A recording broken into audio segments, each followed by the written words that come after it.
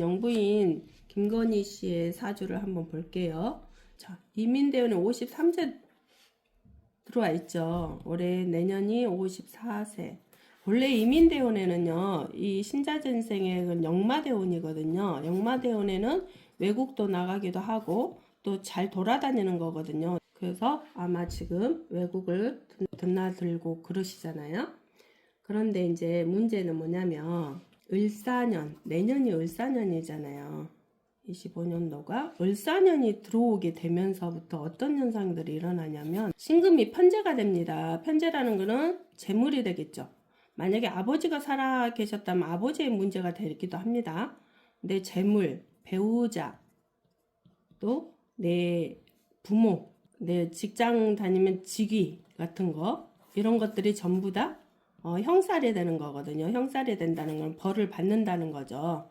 어떠한 형태로 벌을 받는다는 형태거든요. 이게요. 뭐 형제도 되죠. 형제 자리도 되기 때문에 이러한 문제들이 내년부터 크게 온다.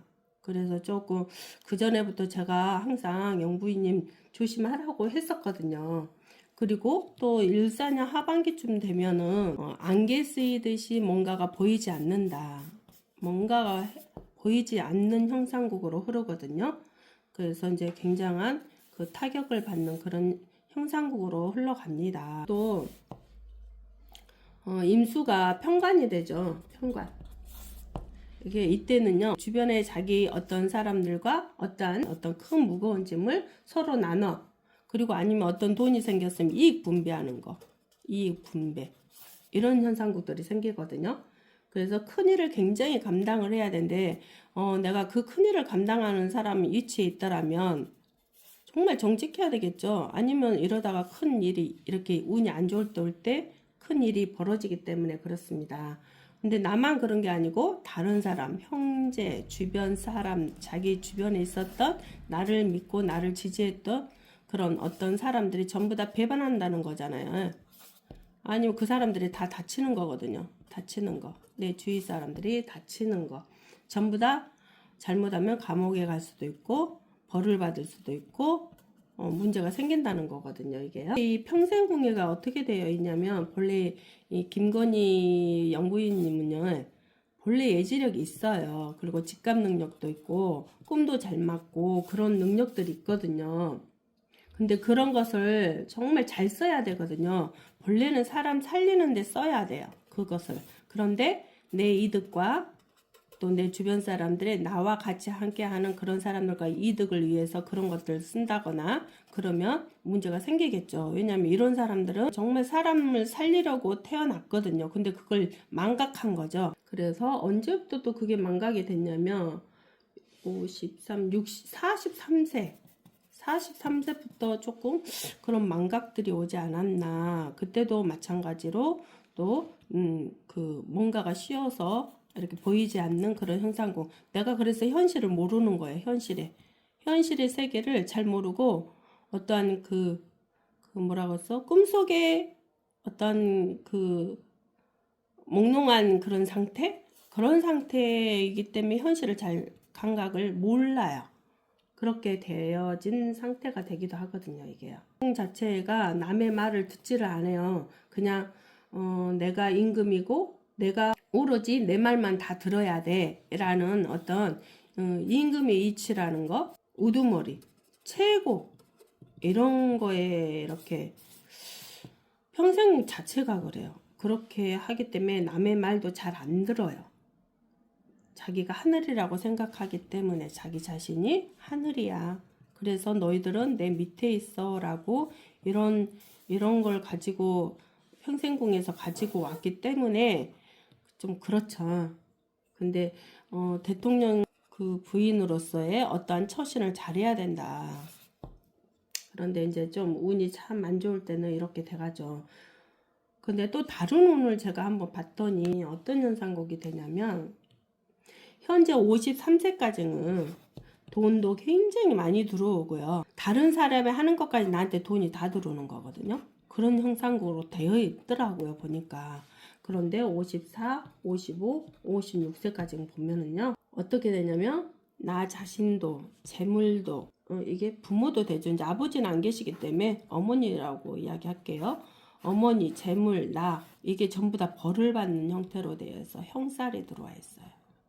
그렇기 때문에 3년간은 굉장히 조심을 해야 되는 그런 형국이거든요.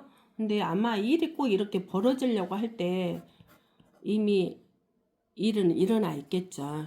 이런 현상이 내년이 54세잖아요. 그래서 항상 우리 사람들은 어떤 일이 큰 일이 벌어지려고 할 때 이미 이렇게 감각적으로 그 일을 하고 있거든요. 서서히 이렇게. 그래서 나중에 크게 터지는 그런 형상국이 되는 거거든요. 근데 아마 이것 때문에 아마 이렇게 오지 않았나 싶기도 하네요. 25년도 운세도 마찬가지 여기서 봤지만 25년도 운세도 내 관이 깨진다는 것은 내 관이 다친다는 것은 관재수, 남편의 문제, 내 어떤 명예의 문제, 어떤 그런 사건 사고에 휘말린다. 그래서 큰 문제가 되는 형상국으로 되어 있습니다. 정말 이럴 때는 다 조심을 해야 되는 거거든요. 그래서 정신적인 어떤 문제, 어떤 잘못하면 이게 감옥, 하늘의 벌이기 때문에 어떤 사건 사고수 뭐 이런 것도 있겠죠. 그래서 본래는 나는 내 주변을 살리고 또 본래 사람들을 살리는 그런 현상국으로 살아가야 될 사람인데 이게 참 잘못되어서 왔네요. 본래 태어난 태생이 그렇기 때문에 옛날 꽃날에는 이것보다 뭐라냐면 천녀라 했죠. 천녀 하늘의 온기를 보는 사람 이렇게. 근데 이게 왜곡되어서 무당으로 갔죠. 이게 그 왜곡시킨 걸로 알고 있거든요. 근데 본래는 천기를 읽는 사람이라 그랬어요. 천기를 읽는 사람. 그런데 이걸 잘못 쓰면 자기가 다치겠죠. 하늘 일을 하는 사람들은 절대 잘못 쓰면 자기가 다치고 자기 주변이 다치고 그런 현상들이 일어납니다. 사람은 한순간에 돈이 들어오면 그게 들어와갖고 기분 좋잖아요. 그런데 그 돈이 독이 됐다라는 걸 또 모를 때가 많아요. 어떤 명예 권력이 왔을 때 그게 또 독이 되었는지 독이 안 되어 있는지도 또 봐야 되겠죠. 그 권력이 독이 되어 있는데 내가 그 권력을 정말 정직하게 못 쓰고 나쁘게 쓸 수밖에 없잖아요. 독이 되었다는 것은. 그런데 그거는 꼭 그 결과론이 나중에 나한테 그대로 꽂혀서 오는 거죠. 우리 부메랑 아시죠? 내가 던진 만큼 그만큼 받는다는 거. 그렇죠? 그리고 남을 손가락질하면 그 세 손가락, 네 손가락은 나를 가리키는 거잖아요.